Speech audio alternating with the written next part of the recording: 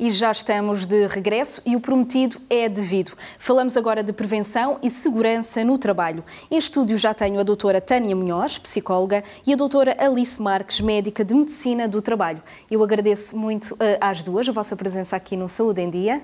Eu começo aqui pela doutora Tânia. O acompanhamento das doenças físicas já não é suficiente, já não chega para garantir o bem-estar das pessoas e das empresas? Nem percebo muito bem a pergunta, não é? Porque as doenças são físicas e são mentais. Claro que mais facilmente uma pessoa vê alguém com uma perna partida que não pode ir trabalhar do que alguém que tenha uma doença que não se veja, nem numa radiografia, nem com um gesso. Mas sim, é importante. Não só a doença mental, como a saúde mental no trabalho. É indispensável esta avaliação da saúde mental nas empresas? Eu considero que sim. Doutora Alice, o foco das consultas de medicina do trabalho é o de proteger a saúde dos trabalhadores? Exatamente. O foco dos exames médicos em medicina do trabalho é fazer prevenção. A toda a linha, a primeira atitude que todos os médicos de trabalho e todos os empregadores deveriam ter era justamente investir na prevenção. Aliás, a nossa área de intervenção da medicina do trabalho é justamente considerada uma área mais pericial. Compete ao médico de trabalho esclarecer a cada exame que realiza que o trabalhador que está a observar tem capacidade física e mental para o exercício das funções a que se candidata ou que já está a exercer. Ou se, pelo contrário, terá alguma limitação. O ideal será que nós sejamos já conhecedores de todos os fatores de risco que existem no posto de trabalho que a pessoa vai ocupar ou já está a ocupar, de forma a abordarmos esse exame médico com o enfoque nos fatores de risco a que aquele trabalhador em específico estará ou está já exposto. E é prevenindo tudo o que dali advém de prejudicial para a saúde que o médico de trabalho deve atuar.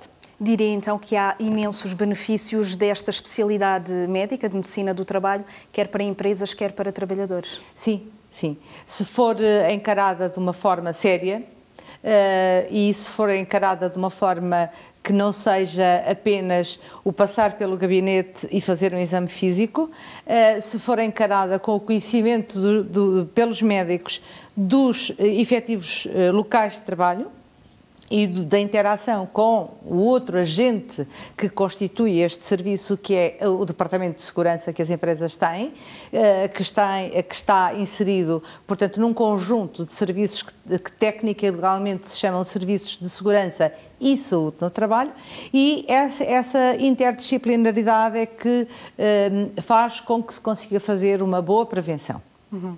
E por estar aqui presente uma psicóloga também, já agora aproveito o facto de chamar a atenção que nos últimos anos a Agência Europeia para a Segurança e Saúde no Trabalho promoveu a avaliação de riscos psicossociais nas empresas e para isso nós precisamos de mais uma disciplina no grupo. E desde 2004, 2005 que estamos a avaliar também os riscos psicossociais e no caso da empresa que eu dirijo com psicólogos. São psicólogos que incorporando a equipa de saúde no trabalho fazem o levantamento, a observação das questões essenciais a partir de um inquérito inicial que é feito aos trabalhadores e que está aprovado para ser utilizado em toda a Europa comunitária e é o ponto de partida, digamos assim, mas não é por aí que se fica. E essa interdisciplinaridade é que constitui de facto um excelente serviço de prevenção. Doutora Tânia, concorda com as palavras da doutora Alice? Totalmente. Este acompanhamento psicológico periódico, digamos assim, é imprescindível? O que eu sinto e o que eu percebi desta conversa e um bocadinho que falamos lá fora, não é só o acompanhamento psicológico, não é? É a análise do que é que se passa para depois ser exposto à empresa quais são as áreas a serem melhoradas, não é? Exatamente. E, já agora, não é? A solução que passa também pelo... Chama-me apoio psicológico, eu chamo muito mais do que isso, não é? Eu chamo várias coisas que nós podemos fazer dentro da área da psicologia, como o que nós falávamos ali fora sobre os grupos de stress, gestão de tempo, gestão de conflitos, é muito mais do que simplesmente um acompanhamento psicológico, não é? E numa altura em que Portugal é um dos países com piores indicadores no que respeita a problemas psíquicos, esta questão que estamos aqui a falar assume uma maior importância? Em que sentido, por favor?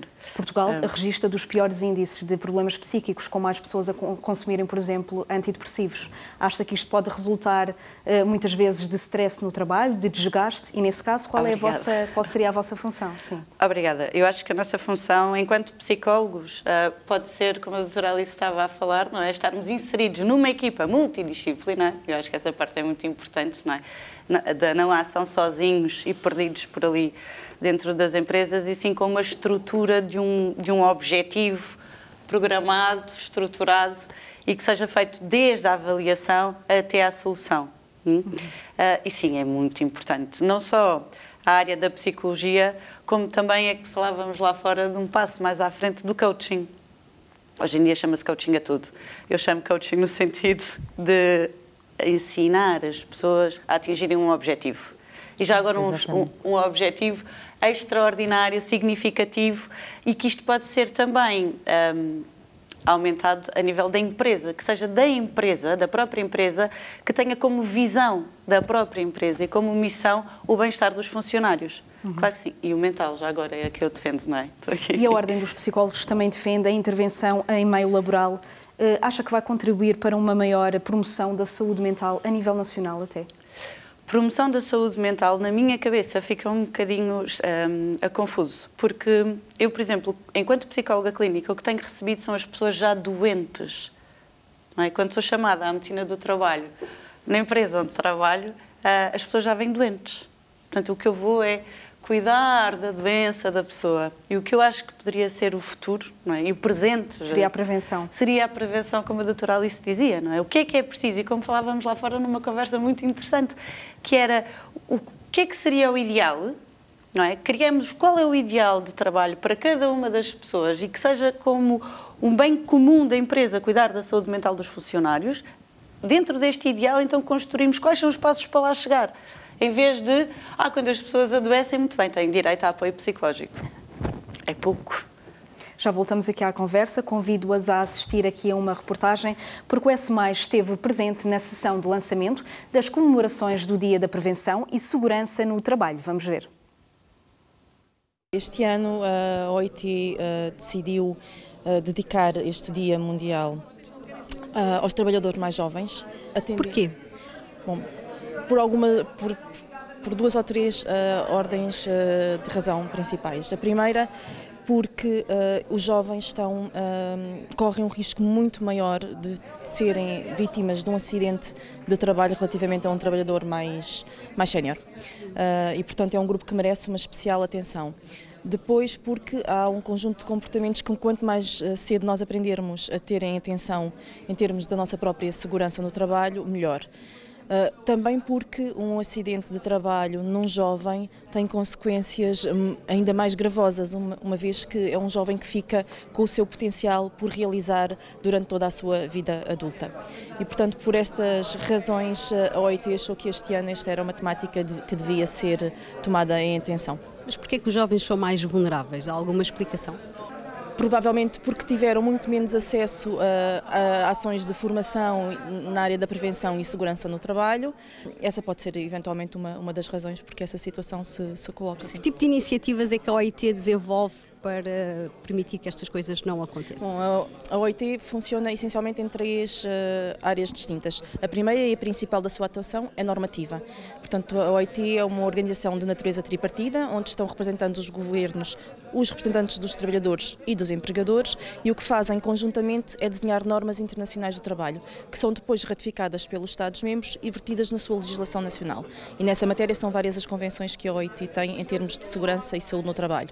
Depois nós prestamos assistência técnica aos países na implementação destas normas e das linhas orientadoras e finalmente produzimos variada documentação, guias, manuais de formação, que nós aqui em Portugal, na OIT Lisboa, procuramos traduzir para a língua portuguesa de forma a estarem disponíveis a todo o mundo de língua portuguesa e para isso temos contato com o importante apoio da ACT. Nós acompanhamos não só o que é feito em termos de normas internacionais de trabalho, participamos na Conferência Internacional de Trabalho, mas sobretudo também apoiamos muitos projetos de apoio técnico a países em desenvolvimento, damos uma série de contributos dentro da organização como organismo nacional, naturalmente. E a nível das empresas, que tipo de dão formação, dão apoio? A ACT tem dois grandes objetivos, se quisermos, dentro da promoção das condições de trabalho.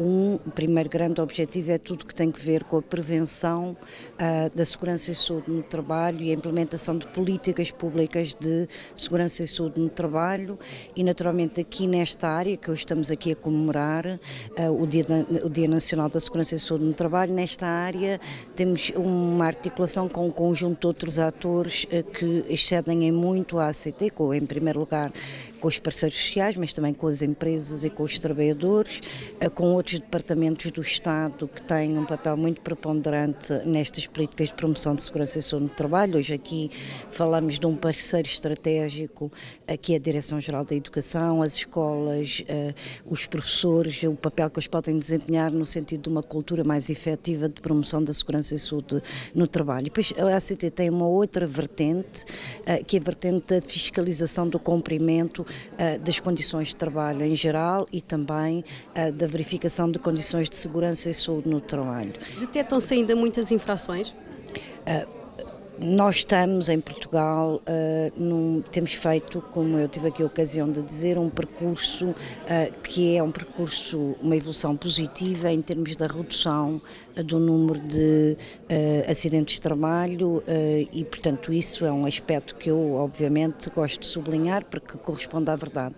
Mas também é verdade que ainda estamos muito longe de alcançar os objetivos que pretendemos e, como dizia há pouco, enquanto subsistirem, não só em Portugal, mas um pouco por todo o mundo, mortes por sinistralidade laboral ou mortes associadas às doenças profissionais, nós temos que continuar a exercer o nosso papel. E o nosso papel exerce em duas vertentes, como disse. Uma, sensibilizar, promover uma cultura de educação para a cidadania, juntamente com o Ministério da Educação, prevenir, formar professores, certificar entidades de segurança e saúde no trabalho, entidades formadoras, como também já aqui foi referido, um conjunto de ações que tem previsto promover a segurança e saúde no trabalho diariamente e depois uma vertente também de inspeção, de verificar no terreno se as condições estão ou não estão reunidas e nesse aspecto, no que respeita especificamente a esta componente de inspeção, a ACT tem vindo a dar uma prioridade absoluta a esta área. É um dos nossos grandes objetivos e uma grande prioridade do plano do plano de atividades para 2018 e será seguramente do plano de atividades para 2019. E sobre esta reportagem que acabámos de ver, eu pergunto aqui à doutora Alice, esta campanha do Dia Nacional de Prevenção e Segurança no Trabalho foi focada nos mais jovens. Porquê? Na realidade, os mais jovens têm algumas vulnerabilidades, mas também têm algumas outras vantagens. Eu não vejo só pontos negativos. Quando os jovens entram para o mercado de trabalho, de facto desconhecem-no e, portanto, desconhecem os riscos ou os fatores de risco de que vão ser alvo, mas têm já uma coisa que há 30 ou há 20 anos atrás não existia, que é uma cultura geral que lhes permite adquirir rapidamente conceitos e adquirir rapidamente hábitos, perceber e interpretar os fatores de risco de forma a acederem melhor à informação e a aceitarem melhor essa formação. Eu discordo um pouco do que foi dito na peça, porque a minha sensibilidade, que estou no terreno há mais de 20 anos, como especialista de medicina do trabalho, A minha experiência conduz ao seguinte raciocínio. Eu, perante uma plateia, digamos assim, para se discutir um problema ou para se fazer uma abordagem de um fator de risco ou de vários fatores de risco, perante uma plateia de trabalhadores mais treinados, mais antigos na sua profissão, com mais carga de trabalho naquela área e, em simultâneo, com os jovens, há cronicamente uma forma de estar, uma postura dos mais velhos que é: olha, vem esta para aqui ensinar-me aquilo que eu estou farto de saber. No entanto, se nós formos ver o percurso desses trabalhadores, eles têm vários acidentes de trabalho ao longo da vida, porque a falta de cultura de base, por um lado, e o facilitismo de que sabem tudo, por outro, ocorre daí que existem acidentes de trabalho que poderiam completamente ser evitados. Aliás, eu defendo que todos os acidentes de trabalho podem ser evitados e prevenidos. Quais são os mais comuns, doutora Alice? Depende da área de atividade das empresas. É evidente que o tipo de acidente de trabalho que ocorre em indústrias e na construção civil, que é uma área crítica em termos de acidentes de trabalho, não tem nada a ver com os acidentes que ocorrem numa empresa de serviços ou numa empresa de comércio. Bem como as patologias profissionais. As doenças profissionais são completamente distintas conforme a área de atividade. Nós percebemos que há um grande predomínio atualmente das doenças profissionais do foro osteomuscular, as chamadas musculoesqueléticas, porque todos nós, em qualquer atividade, agora temos com um computador, um teclado, um rato, uma manipulação e um gesto repetitivo menor de punho e cotovelo e mesmo ombros, que ocasionam lesões que podem evoluir para a cronicidade e são doenças profissionais. E essas têm vindo a subir exponencialmente. Em contrapartida, por exemplo, pegando na construção civil, a silicose, que era uma doença do passado, existe agora, que é resultante da exposição à poeira dos cimentos, das pedras, da extração mineira. Atualmente é uma doença que tem muito menor incidência do que tinha há 30, ou 40 ou 50 anos atrás. E isso, daí se pode concluir que o nosso país também tem evoluído sob o ponto de vista não é só da qualidade do trabalho, mas sim também das próprias atividades que são desenvolvidas. Nós temos muito mais empresas do setor terciário do que do setor primário e, portanto, também os paradigmas das doenças se foram movendo ao longo do tempo. Uhum. E, doutora Tânia, estes acidentes de trabalho podem conduzir a uma necessidade mais premente de apoio psicológico?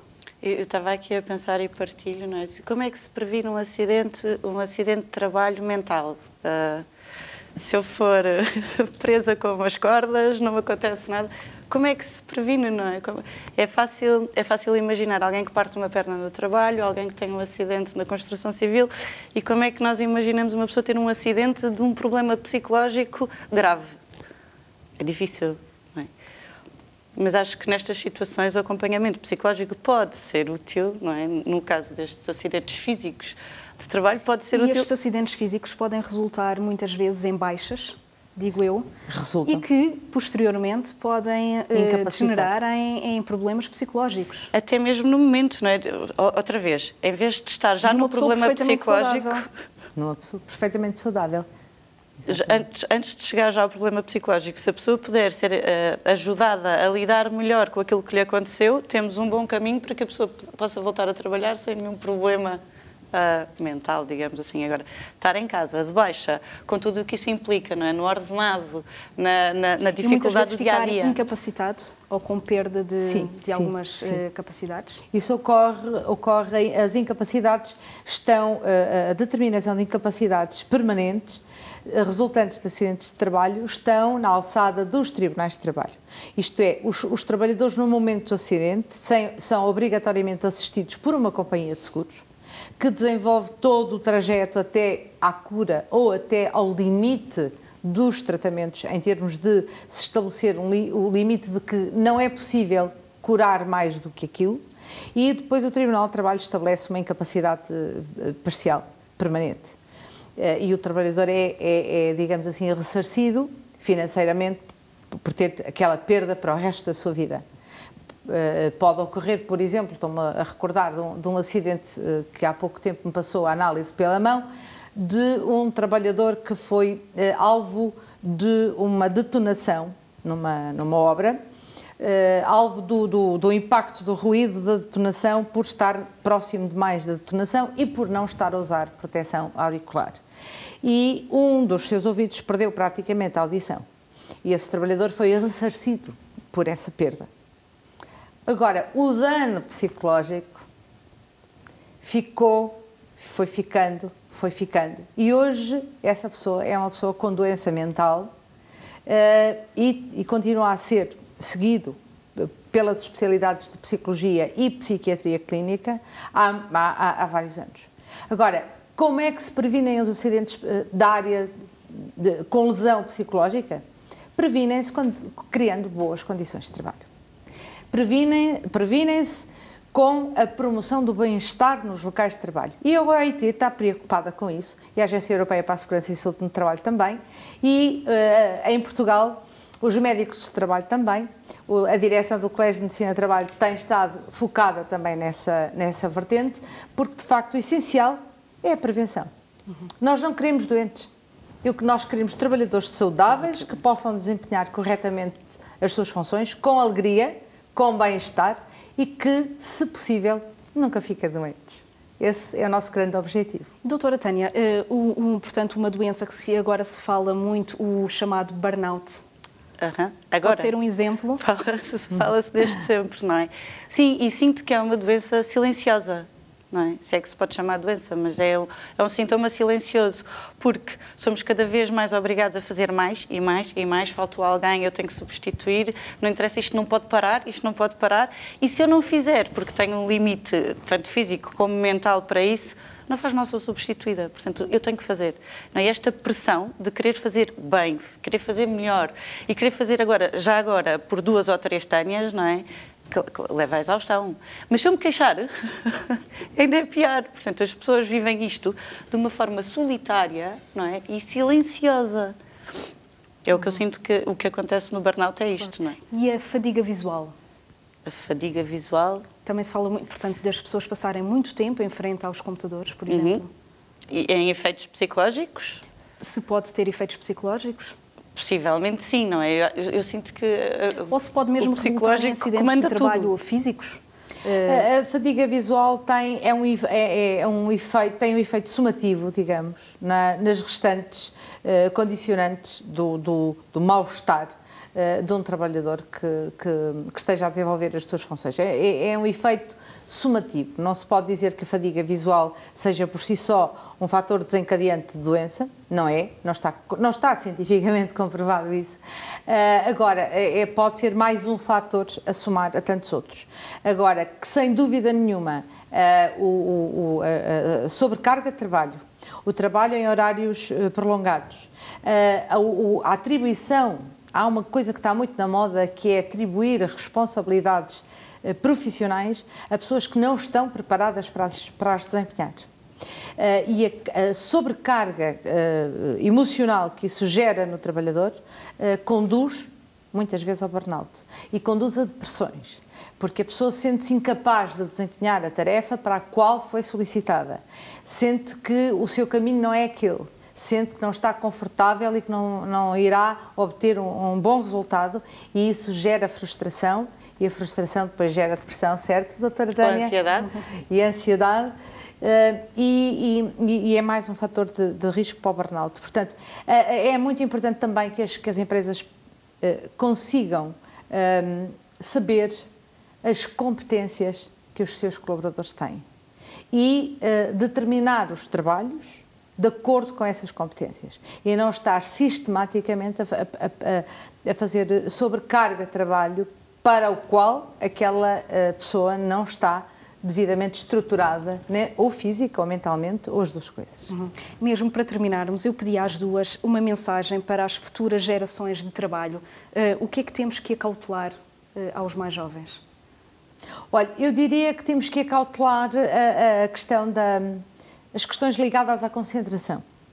Um dos problemas da nossa época é o facto de nós sermos solicitados constantemente para nós estamos a trabalhar com o computador e estamos constantemente a receber informação de muitas coisas e muitas delas não dizem respeito ao trabalho.